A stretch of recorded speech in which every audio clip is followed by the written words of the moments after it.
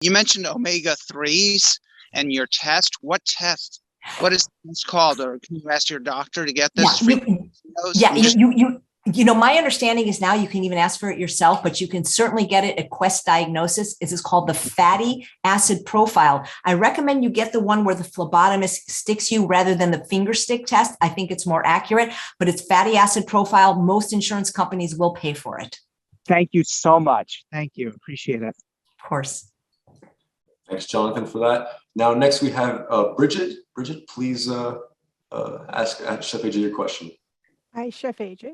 Hi. Great talk. I'm on your 21-day challenge. Oh, nice. And I just have a problem. I live by myself, so I can't blame anyone else for my environment. So my problem is I've got everything good, and then I'll just be walking around. I'm like, oh, I should just go buy that donut. I trick myself and I think, oh, just one thing. So what is it how can I save myself from myself? Wow. Okay. So that's one of the reasons that when we do our programs, we give you a private forum in a group. That's when you reach out. When you think about other forms of addictive behaviors like drugs and alcohol, a lot of these programs have people, they're called sponsors.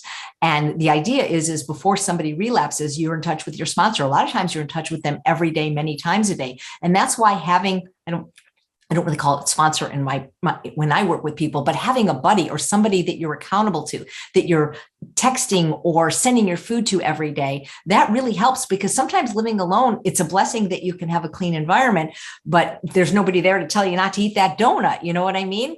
So I think reaching out to people would be a good idea, but also, sometimes we're really hungry, and, foods like donuts, high carb foods like that, they raise our blood sugar really quickly. So one of the things I tell people, at least people that I work with, is I make them promise. I don't say to them, you're never going to eat that again, or you have to promise never to do that. I won't work with you. But we make an agreement that before they eat something like that, something less healthy, they're going to eat something healthy first. And by healthy, I don't mean a plain salad or even steamed vegetables. I mean starch, because until people are willing to get enough of their calories from that satiating starch, be it the squash or the sweet potatoes or the rice, you're always going to have the munchies for these other foods. People are still so afraid to eat starch, but when you eat as much starch as I do, your belly is so full, your tummy is so happy that it makes these other foods less desirable. The thing is the more you cave to the crave and have your foot in both worlds, the more you're going to want those fruits. So it does take a period of abstinence from them for you to kind of forget how powerful those cravings are. There's things that you can do when a craving hits. For example, there's something called green powder that is basically just like dehydrated greens. And a lot of times, if you'll just mix that with a little water and drink it, like I talked about these thylakoids, they can help blunt the cravings for that, or even using essential oils. So like there's tricks that we have, but as far as how can I save you from yourself, you can't. You've got to reach out. This is where you've got to work with somebody. I didn't do this alone, by the way. I had the best coach in the world. I had Dr. Doug Lyle, and I still work with him whenever he gives me a session. So that's how you do it. You get a buddy. Thank you. Of course. All right. Thanks, Bridget. Next, we have Mary. Mary, you're unmuted. Hi, I have two questions. One is about salt. I go to an integrated medicine doctor, and she uses, there's an MD and there's a Chinese medicine doctor, and she wants me to have 2 teaspoons of salt every day. And I've never heard anybody else say that I should be doing that. But she gave me something the last time I was there, and it's talking about that we need sodium and chloride. So I want to ask about that, and also your opinion about oats and soy, because she was saying that I cannot get any oats or soy that don't have glyphosate, so I should stay away from both of them. Okay. So, all right. The second question, I don't know the answer to, because I know that there have been speakers on this summit already talking about glyphosate that are the true experts in that. So I don't know the answer to that. I will say, though, that I think the person that has the most pristine diet of anyone I've ever met is Dr. Alan Goldhammer, and he is coming up on this summit. And I would encourage you to ask both of these questions to him, because he serves both organic soy and organic gluten-free oats at the True North Health Center. And so that would make me feel comfortable with both of those. Soy I'm allergic to, but that I will say about that. But you need more of an expert in that topic to know whether that's true or not. Now, as far as salt, yes, of course, we need sodium. It's an essential nutrient without which we die. And this would be a great question for Dr. Goldhammer, because my first question is, what is your blood pressure like? And are you wanting to lose weight? Because a teaspoon of salt has almost 2,400 milligrams of sodium per teaspoon. And I can't imagine anybody recommending double that, because that's already too much.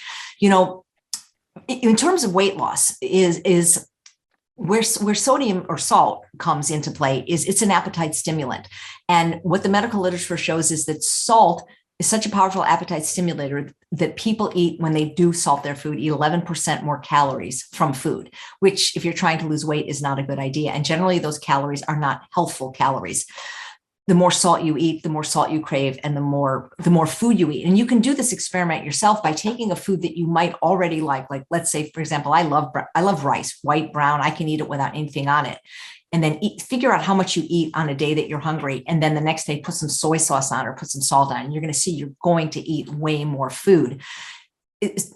Dr. Goldhammer classifies sugar, oil, and salt as non-foods, but as chemicals that are added to the food that fool our brain satiety mechanisms and cause us to overeat. I have never met a doctor recommend that much salt. I mean, I tell people if they absolutely can't eat their food without any extra salt, is instead of using table salt, which has close to 2,400 milligrams of sodium per teaspoon, to use something like coconut aminos, which has 90 milligrams of sodium per teaspoon, because you'll still get salt. It has salt, but far less.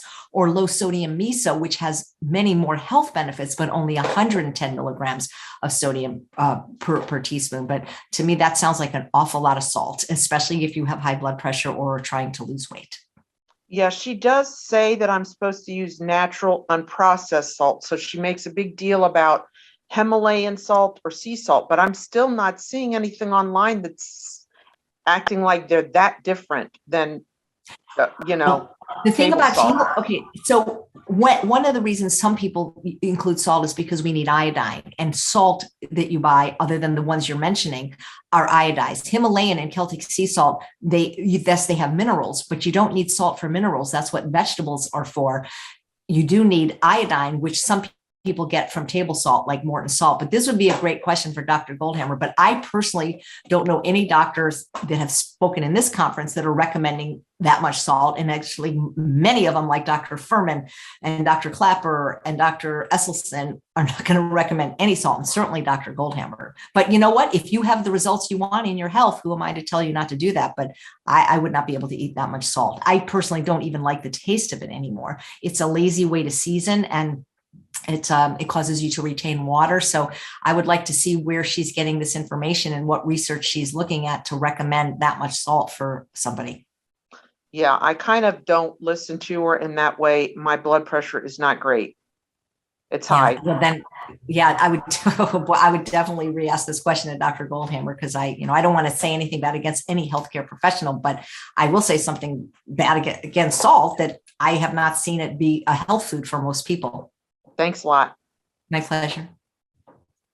All right. Thank you, Mary. Next, we have Matt. Matt, what's your question? Hi. I have the opposite problem. So I've been vegetarian for 50 years. I've been vegan for 25 years. And I can eat all I want. I can't gain a pound, but I'm at the very low end of the weight. I'm 5'10" and I weigh 123 pounds. What can I do? Well, first of all, if it'll make you feel better, my husband is 6 feet tall and 127 pounds. So he's not far behind you. And we recently went for our checkups. We go to a lifestyle medicine doctor named Dr. Wayne Dysinger, who was one of the founders of ACLM and he founded Lifestyle Medicine Clinic in Loma Linda. And he said, my husband is perfectly healthy. I don't know what your parents were like, but at least in my husband's case, it's genetic. His parents, who both lived to just shy of their 100th birthday, were very, very lean. And there may not be anything you can do other than go to the gym and try to build muscle so that you will weigh more. Because I force feed my husband peanut butter sandwiches. And even if I give him one, now that he's in his 60s, he just can't gain weight. If you're healthy, if you feel good, if you have enough energy to do your activities of daily living, you're just one of those lean people, and a lot of people would like to be you, let me tell you.